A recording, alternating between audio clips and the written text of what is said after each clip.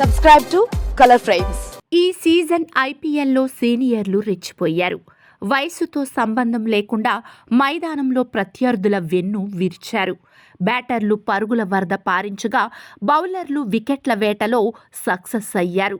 ఈ సీజన్లో 35 ఏళ్లు దాటిన స్టార్ ఆటగాళ్లు ఆకాశమే హద్దుగా చెలరేగారు.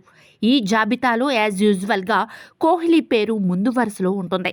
ఈ సీజన్లో విరాట్ ఆర్సీబీ తరఫున 12 మ్యాచ్లు ఆడాడు. అందులో 145 స్ట్రైక్ రేటుతో 548 పరుగులు చేశాడు.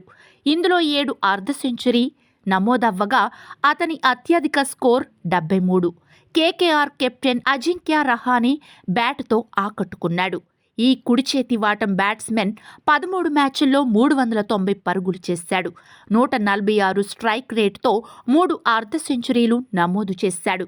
ఈ సీజన్లో రహానే హయ్యెస్ట్ స్కోర్ వచ్చేసి 61 పరుగులు. ఢిల్లీ క్యాపిటల్స్ తరఫున Australia fast bowler Mitchell Starc అద్భుతంగా రాణించాడు. ఈ ఎడమ చేతి వాటం పేసర్ 11 మ్యాచ్ల్లో 10 ఇన్నింగ్స్లలో 14 వికెట్లు పడగొట్టాడు. ఇందులో అత్యుత్తమంగా 35 పరుగులకు 5 వికెట్లు పడగొట్టాడు.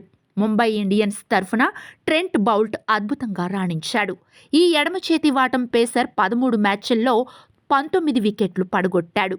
బోల్ట్ ఈ సీజన్లో అత్యుత్తమంగా 26 పరుగులకు 4 వికెట్లు పడగొట్టాడు. ముంబైకి ప్రాతినిధ్యం వహిస్తున్న హిట్ మ్యాన్ రోహిత్ శర్మ ఈ సీజన్ ఆరంభంలో తడబడినా ఆ తర్వాత పుంజుకున్నాడు.